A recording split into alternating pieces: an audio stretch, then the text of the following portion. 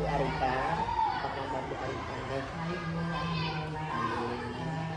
Mungkin Ibu, saya mohon izin waktunya sebentar. Saya ingin wawancara Ibu waktu sebentar terkait tentang tugas di Guru Penggerak, yaitu tentang mengambil keputusan di dalam sekolah itu. Sebelumnya Bu, boleh perkenalkan namanya Bu? Baiklah, nama saya Irmawati Panggabean. Saya kepala sekolah di SDN 081224. Hanya segitu aja perkenalannya.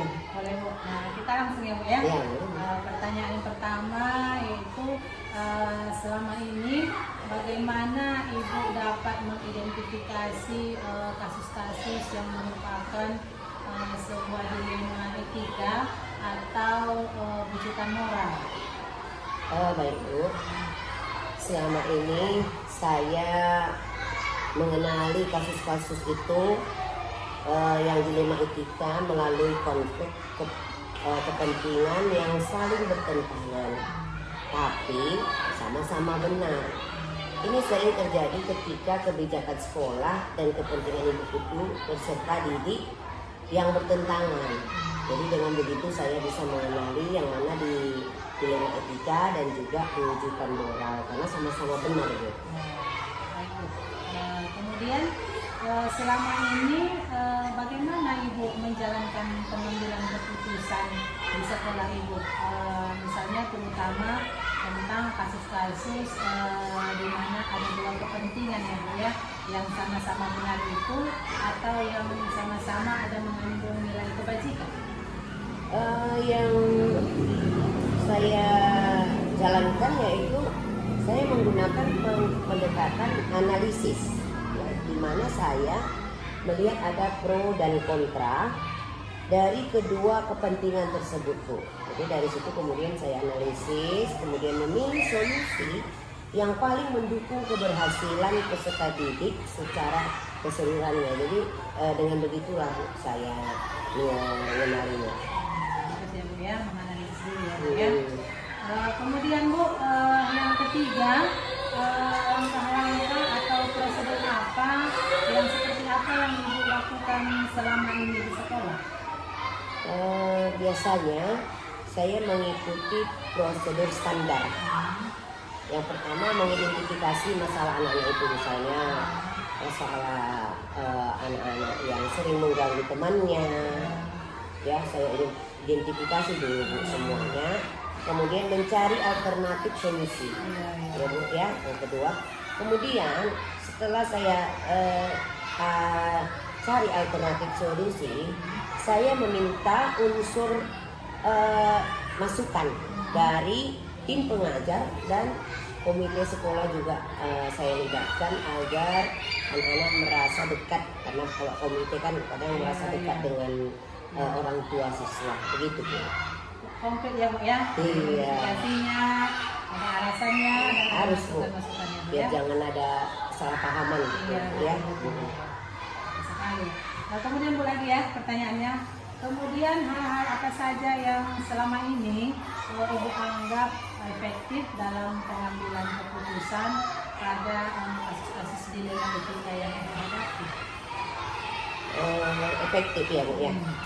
Yang efektif yaitu dengan pendekatan analitis, ya. Kemudian saya melibatkan pihak-pihak yang relevan dan juga berdiskusi. Menurut saya kalau berdiskusi, kita analisis, kemudian kita libatkan pihak-pihak yang terlibat di situ, kemudian cukup efektif Bu dalam pengambilan keputusan. Iya. Setelah kita analisis kan kita carilah relevannya. Kemudian Bu, hal-hal apa saja ya yang selama ini merupakan tantangan bagi Ibu ya dalam mengambilkan keputusan, terutama tadi kasus-kasus yang terkait dengan dilema tadi? Ya, kalau tantangan itu Bu, tidak lain lagi pasti kebanyakan dari orang tua ya Bu ya. Orang tua, tekanan dari masyarakat juga bisa menjadi tantangan besar bagi kita, karena ketika kita membuat keputusan yang menurut kita sudah benar, tapi mereka kadang tidak belum tentu setuju dengan apa yang kita putuskan, ya kan? Terutama jika keputusan yang kita ambil itu tidak sesuai dengan harapan mereka. Iya, tapi kita tetap membuat keputusan. Iya, tapi kita harus tetap membuat keputusan. Selanjutnya Bu, apakah Ibu yang memiliki sebuah jadwal tertentu misalnya kan dalam sebuah penyelesaian kasus dilema, atau apakah memang Ibu langsung menyelesaikannya di tempat atau memiliki ada jadwal untuk menyelesaikannya, seperti bentuk atau prosedur seperti apa yang dijalankan?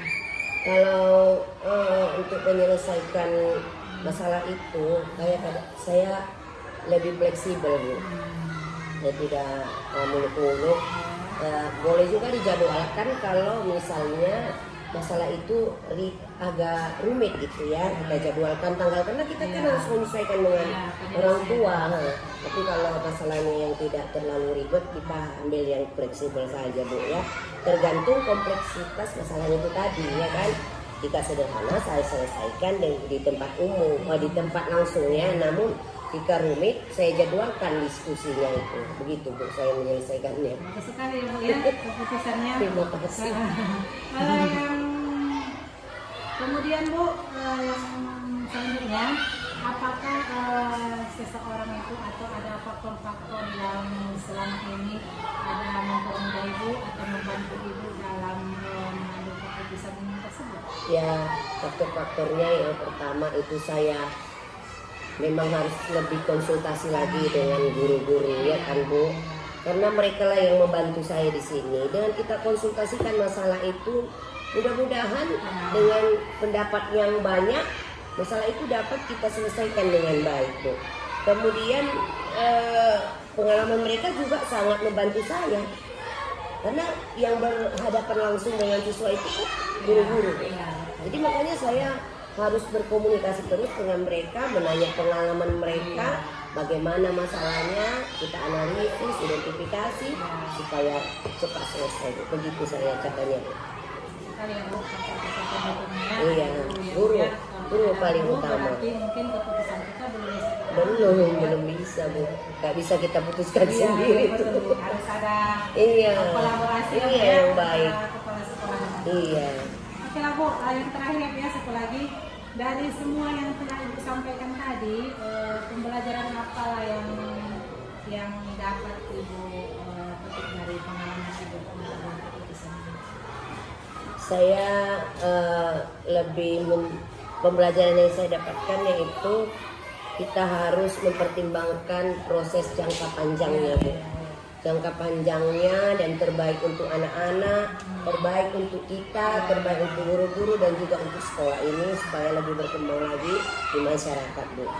Begitu saya pengalaman supaya tidak ada yang dirugikan juga Bu, dengan mempertimbangkan jangka panjangnya ya, kemudian kita pasti akan lebih baik. Begitu Bu. Oke Bu, bagi saya cukup jelas wawancara kita hari ini. Saya senang sekali berjumpa dengan Ibu Irma sebagai kepala sekolah. Semoga apa keputusan Ibu ambil tadi dapat bermanfaat bagi saya. Iya Bu. Terima kasih ya Bu. Sukses juga ya Bu ya. Terima kasih Bu. Iya. Ini sih ya Bu. Iya Bu. Assalamualaikum. Waalaikumsalam.